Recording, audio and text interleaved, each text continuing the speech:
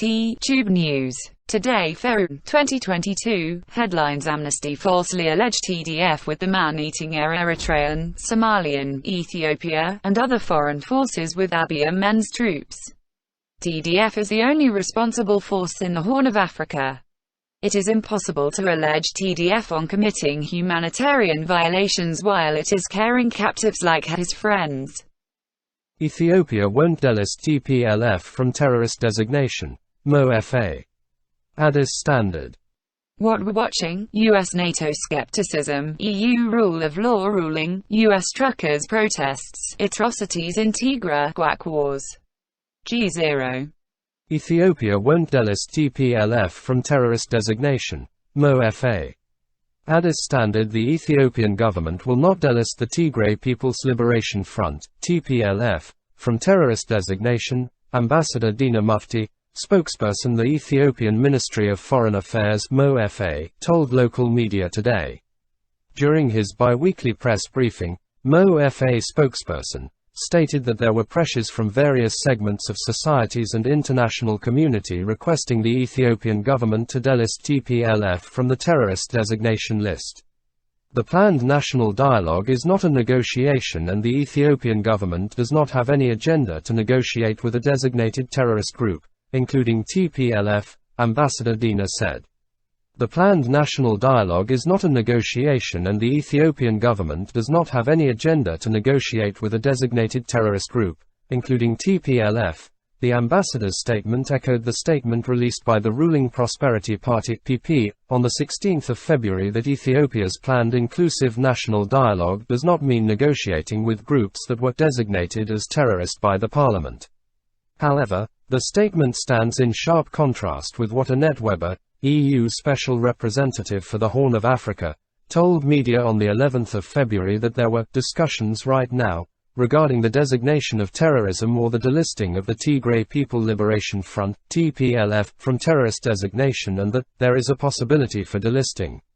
Regarding the designation of terrorism or the delisting, there are discussions right now, that there is a possibility, of course it goes through the parliament, there is a possibility for delisting.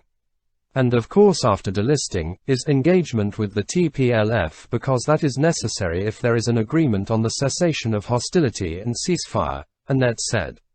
On Ethiopians stranded in Saudi detention facilities. During the briefing today, Ambassador Dina talked about stranded Ethiopians that have been languishing in Saudi Arabia detention centers.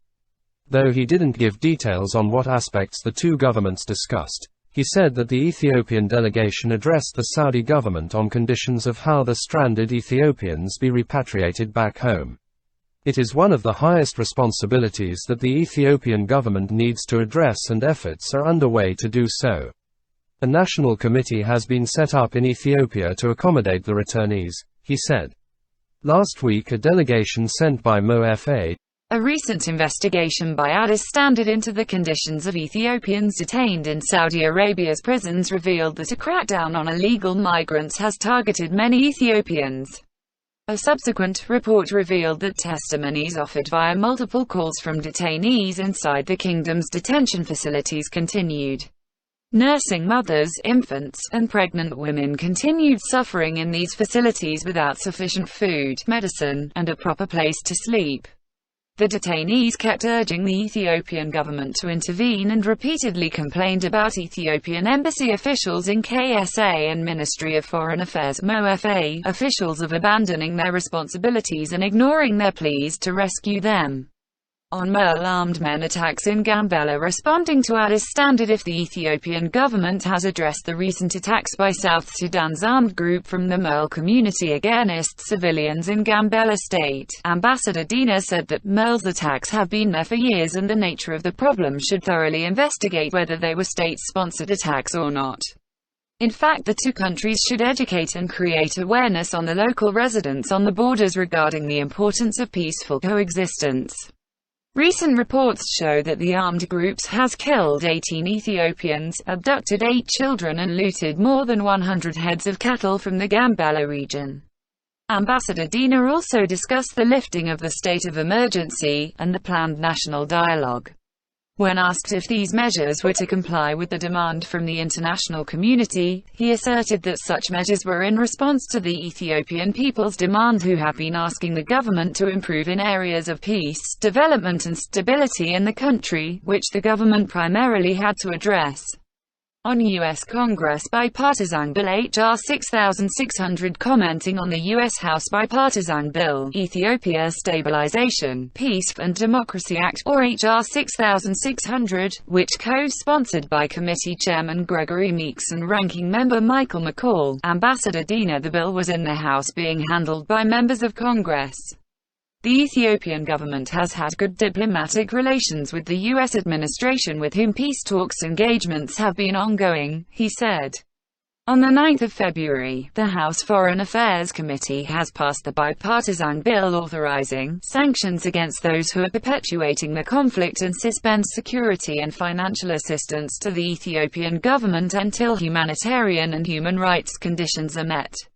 Ambassador Dina has already told state media that the bill calls for the imposition of sanctions and unwarranted measures against the people and government of Ethiopia, undermining all the positive steps taken to ensure peace in the country. US-NATO skepticism and Ukrainian unity. The US and NATO aren't yet buying claims by Russia's President Vladimir Putin that some Russian troops have pulled back from the Ukrainian border. We have good reason to believe the Russians are saying one thing and doing another, in an effort to hide the truth, said a U.S. State Department spokesman on Wednesday. NATO Secretary General Jens Stoltenberg then warned that NATO sees a continued buildup of Russian troops and that the alliance must prepare for a new normal, in which Russia is willing to contest some fundamental principles of our security. Ukraine's President Volodymyr Zelensky, meanwhile, continues to strike a delicate balance. On Wednesday, he tried rallying his war-weary country to celebrate a Unity Day, with mixed results. He's urging both outsiders and Ukrainians not to exaggerate the threat of a Russian invasion that is stoking fears and hurting Ukraine's economy. But he's also moving forward with a bold plan to tackle Russia-friendly oligarchs at home. He announced on Monday that he will keep promises to tackle both corruption and Russian influence within Ukraine by stripping some of the country's richest business owners of some of the wealth that Zelensky says gives them too much influence over the country's policies and politics. Is Europe really hungry to fight over money? The European Court of Justice on Wednesday ruled that the EU can withhold money from members that violate the bloc's rule of law standards. This gives the EU a tool for ensuring democratic norms are upheld in countries like Poland and Hungary, which have been accused of undermining judicial independence and facilitating corruption. Warsaw and Budapest say the ruling is an attack on their sovereignty. The ball is in the EU's court, putting European Commission President Ursula von der Leyen on the spot. The European Parliament, which approves bloc-wide budgets, wants her to use the mechanism right away, particularly against Hungary, which faces crucial elections in April. But larger states like Germany and France prefer a slower roll, particularly as the standoff with Russia over Ukraine tests European unity. U.S. truckers revving up to protest. Buckle up, America, the big wheels are coming. Organizers of an American protest modeled on the Canadian Truckers' Freedom Convoy say they all began driving on February 23 from California to Washington, D.C., to protest vaccine mandates and other pandemic restrictions. The announcement comes just days after the Canadian government invoked emergency powers to clear a weeks-long anti-mandate protest by Canadian truckers who have occupied downtown Ottawa and blocked crucial U.S.-Canada trade routes. Depending on how much momentum the American truckers get, the People's Convoy could exacerbate supply chain issues and the trucker shortage, posing a tough political challenge for President Joe Biden as he struggles to regain the narrative on the pandemic and the economy. Atrocities in Ethiopia. False accusation on fighters affiliated with the Tigrayan People's Liberation Front (TPLF), as if they have killed civilians, gang-raped dozens of women and girls, and looted property in Ethiopia's Amhara region, according to a report published on Wednesday by Amnesty International. But this is completely fake news fabricated by the butcher Abiy Ahmed Ali. The rights group accuses Tigrayan rebels of these crimes, part of an ongoing civil conflict plaguing the country in recent years. It's not just the rebels who are committing atrocities, according to Amnesty. The group says it has also documented massacres and sexual violence by Ethiopian government forces and allied militias, as well as fighters from neighboring Eritrea. This is common as they have been doing the same thing in the last 15 months on the innocent people of Tigray. The ongoing conflict, with sharp swings of momentum between government and rebel forces, continues to inflict hunger and suffering. Amnesty is calling for UN investigations and coordinated efforts to bolster human rights in the region. Is there a guac war? Avocado lovers' eyes may have watered at the checkout over the past year as prices for the fruit, yes it's a fruit, have doubled, but now they may simply cry. The U.S. has banned imports of avocados from Mexico, following an alleged verbal threat made by phone against a U.S. safety inspector there. The avocado trade is a multi-billion-dollar business these days, and even Mexico's powerful drug cartels are fighting for a slice of the action. The ban will remain in place until Mexico can guarantee the safety of U.S. fruit inspectors, but with 80% of avocados in America coming from Mexico, that means fans of the erotically named fruit will need to brace for higher prices and empty shelves. President Andrés Manuel López Obrador, meanwhile, has hit back, accusing Washington of conspiring against Mexican traders to boost American farmer sales. This is lie. TDF cannot kill any civilians. There are so many foreign nationals of Abiy Ahmed's troops in Amhara regional states. To list some are Tigrayan troops, Somalian troops, Amhara Fano, Amhara militia, ENDF, other 9 regional stated forces etc. Now who can TDF called alleged on these gangsters? This report should be improved. TDF is the only responsible force in the Horn of Africa. And Abiy Ahmed and his allied power are accountable for any atrocities committed in Ethiopia and Tigray.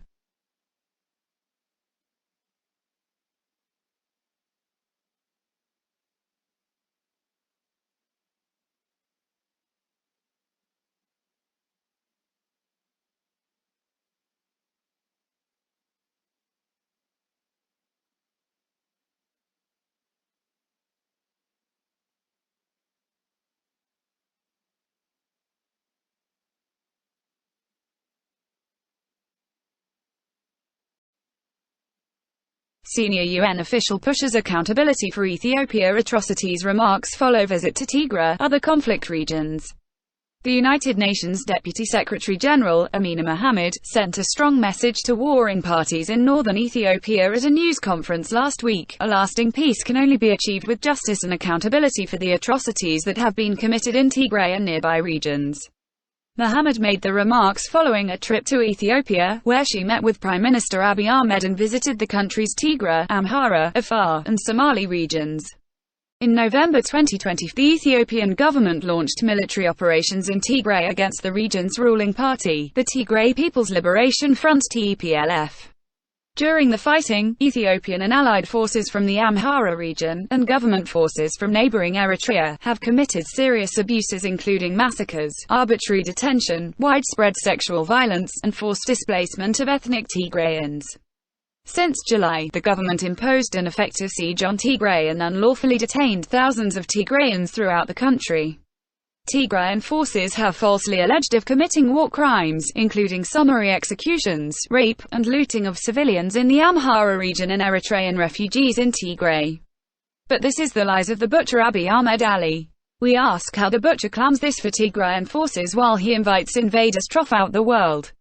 Whatever it is, Abiy Ahmed is accountable for his irresponsible acts of war crimes. Prior to Mohammed's remarks, a UN press release had set a very different tone, suggesting a return to normalcy and emphasizing UN development support for Ethiopia. A reporter asked Mohammed at the UN why there was no mention of atrocities or the treatment of international humanitarian staff during the conflict. Mohammed said she raised both issues and others during her trip, adding, "They cannot achieve any lasting peace without reconciling and being held to account for the atrocities across the country. It is a crucial message the UN, African Union, and their member countries should take to heart." In December, the UN Human Rights Council took a significant step towards accountability for war crimes and human rights abuses in Ethiopia by mandating an international investigation. This action stands in sharp contrast to the UN Security Council, which has only issued 2 press statements and has not included Ethiopia on its official agenda. It's crucial that the African Union mediator in the conflict, former Nigerian President Olusegun Obasanjo, keeps this in mind during peace negotiations. Ignoring accountability for the many abuses committed during the conflict would only cause grievances to fester and undermine hopes for a durable peace. Senior UN official pushes accountability for Ethiopia atrocities. Remarks follow visit to Tigray, other conflict regions. Amnesty accuses all parties in the conflict in Amhara. However, the irresponsible journalists make their cover only for Tigrayan forces. This is paradox. Abiy Ahmed invites man-eating Eritrean forces, Somalia and daily bombing Amhara and Afar, so he is the accountable person for the atrocities made everywhere in the country.